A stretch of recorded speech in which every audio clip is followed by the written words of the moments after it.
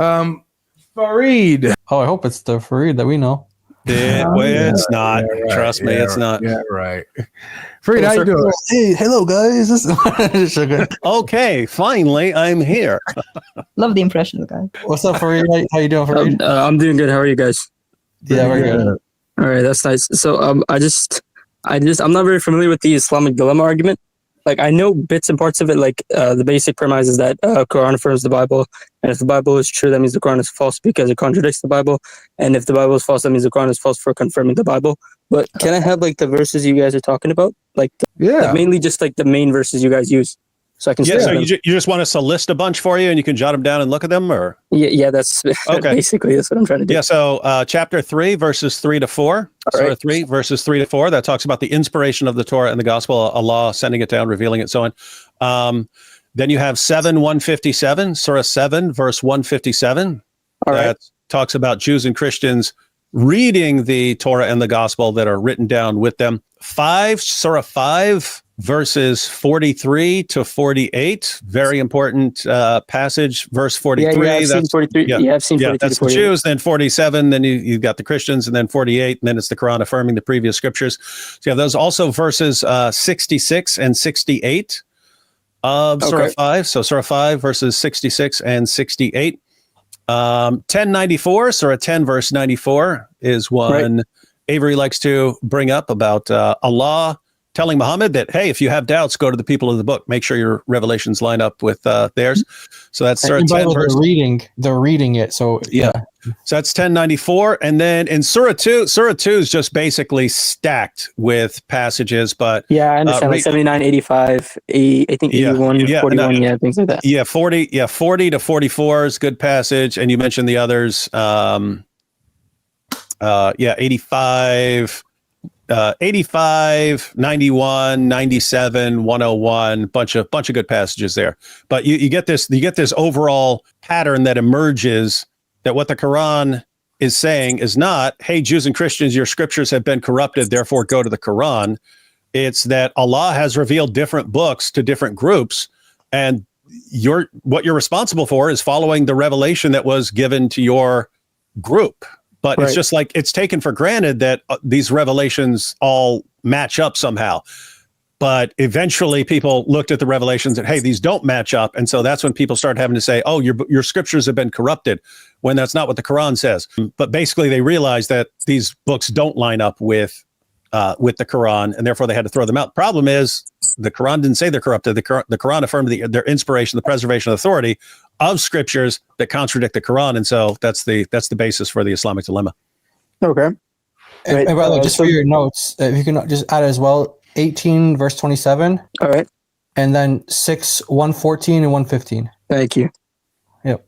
And you also have some interesting hadiths. You've got a hadith in Jami at-Tirmidhi where Muhammad says that Jews and Christians still have the Torah and the Gospel, and it says that they have it in the same way that Muslims still have the Quran, which wouldn't make sense if Jews and Christians had a corrupt Torah and Gospel. And then in Sunan Abu Dawud, you have the historical background of 543, where he tells the Jews to bring him a copy of the Torah, and he says, I believe in you and in the one who revealed you. So you put it all together, and it's almost like, how much clearer can Allah and Muhammad make their position on this? It's like, what could they possibly say to affirm our scriptures more than they've already said? It's like they're affirming it in every possible different way.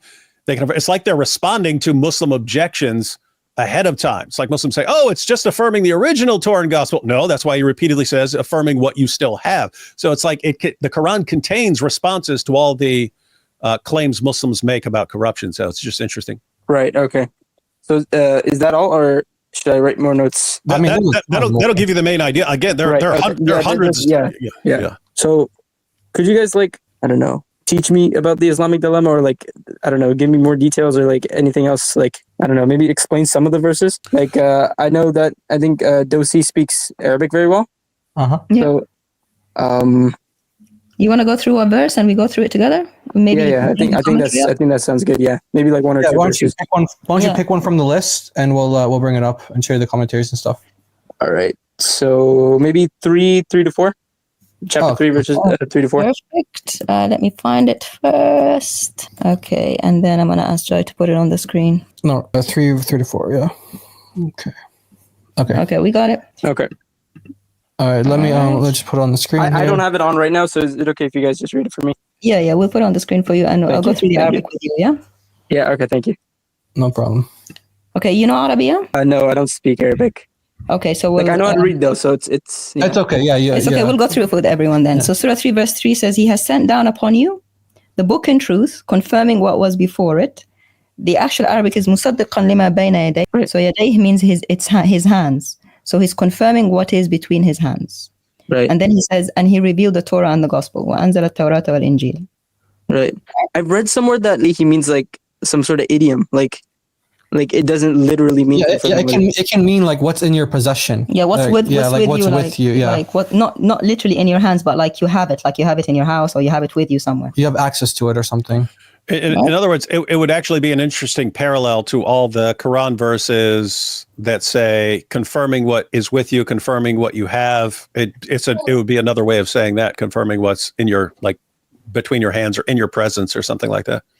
Right, okay. Thank you. Okay. Yeah. Go on. Yeah. Just if you can explain the tafsir, you're on it right now. Yeah. So this is the Tabari tafsir.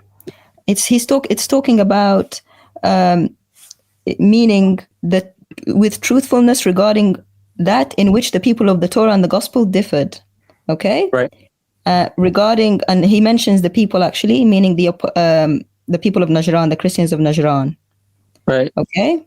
And then it says, confirming what is between his hands, meaning the Quran confirming what came before it of the books of Allah. Right. Okay, that's what the Tabari says in this tafsir. Okay. Alright. Next verse. So the next verse, before, meaning what came before, as guidance for the people, and he revealed, actually says he's revealed Al-Furqan. That's what it says in the Arabic.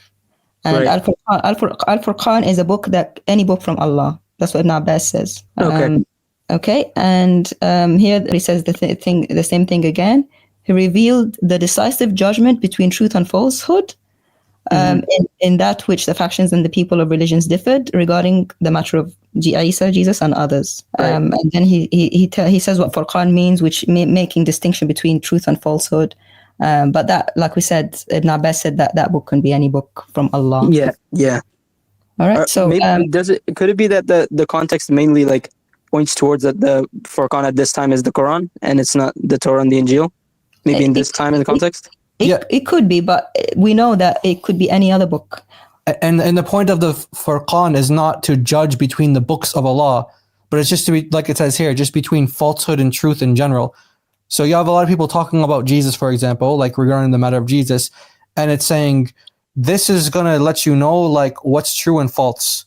Right. Not between the books, but between like what people are saying. Maybe we can find that Ibn Abbas thing. When was that? Yeah, we'll just get you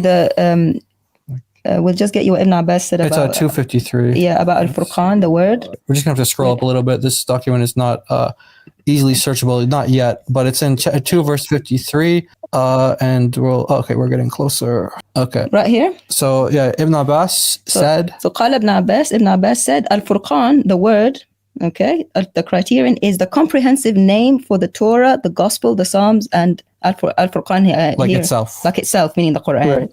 Yeah. He says, جماع اسم التوراة والإنجيل والزبور والفرقان. All the books. All of it. Right. So they're not criterions amongst themselves. Like the Quran is not the criterion for the Gospel, or the Gospel is not the criterion for the Torah. It's saying all these books are as a whole, collectively are the criterion. The same way Allah uses the word Al-Kitab, sometimes he uses it for the Quran, sometimes he uses it for Torah. Yeah, like the people of the book. Yeah, the people of the book. Yeah, exactly. So it's not that one book is Al-Furqan and the rest are not good enough. That's not what it is. And by the way, just for your notes, maybe this might be interesting to you. This is a graph here that we made, and it lists every all the time times it says Musaddiqan. Yeah, exactly. Okay. There's 19 times in total, but it comes across 18 verses. 18 verses, but 19 times in total. But specifically, Musaddiqan in the context of like the books, because you do have this word appearing for Yahya, John the Baptist, where it says he's confirming like the word from the like meaning Jesus. He's confirming Jesus. So just like John the Baptist confirms Jesus, these are also like the Quran also confirms the Bible. So that you do find it used another time, like for other things. But this is all the references when it's relating to the books of Allah that are being confirmed by the Quran. Okay. But I also have a question. You can screenshot that if you want to. Yeah. All right. I have most of the verses that it's talking about here, like 3:3, 546, and 548, things like that. Okay. And where it also mentions confirmation. But I have a question regarding the Bible, where it's specifically the New Testament, where it says Matthew 23, 1-3. Matthew 23. Okay. Oh, yeah. And I heard this argument that, I don't know if it's true or not, but it says that the word confirming here could be like a general confirmation over the scriptures that they have. Just like Jesus here is giving a general confirmation on what the oral law, like what the Pharisees teach them. Like obey everything they tell you. Yeah, it's not a general confirmation. We're referring with the argument. We're referring with the Muslims who raise it. But what is that? Do you honestly think that that's what it's saying, or like? I just want you to explain it to me because I'm not very well versed in this. Yeah, no, there's no problem. So there's basically 4 different ways that you can take it. So like, first of all, the question is like, what is Moses' seat, or what is the seat of Moses? Okay, so the first way you can take it is like that it was like an actual like piece of furniture in the synagogue, which is like the authoritative interpretation of the Torah. Like the interpretation sat on the seat of Moses. Like, the interpreter is there. Okay, that's one way. Like, it's actually a historical thing. Another one is that it's just like a metaphor that the Pharisees, they assumed this like role of being the interpreter of the Torah. So that's the seat of Moses, means you're interpreting the Torah. Okay. Right. And then there's a third one, which can be the seat of Moses is like a specific chair that was used to put the Torah scrolls on, right? So like when the synagogue is not in service, this scroll, the Torah scroll, would literally be sitting in the seat of Moses. Right. Yeah, that's one interpretation, right? Yeah, and then the final one is that it just refers to like the Pharisees' like position in terms of like they're the ones who basically had access to the Torah. So they were in the seat of Moses because they had access to the Torah. So at no point is it saying that you're to follow their interpretations of because if you think that that's really what it's saying, you have so many problems because Jesus is continuously like disagreeing with their interpretations and correcting them on certain things. So that can't be what it's saying, right? Because you want to be as charitable as possible, right? You want to be as charitable. Like when we go through the Quran and we're going through all the commentaries, we're literally looking at all the commentaries and we're noting anytime there's something against us, we're still noting it down and we're like weighing out all the evidence to see what is the Quran really saying here based on all the commentaries. So if you want to be as charitable as possible. So the most charitable interpretation is that Jesus is not contradicting himself earlier on when he's disagreeing with the Pharisees' interpretation and he's challenging them and correcting them. So it's so I hopefully that makes sense. So he's not saying like, that does make sense. Yeah. Okay, cool. But could it be used in the same light when the Quran is confirming the scriptures that they have between their hands?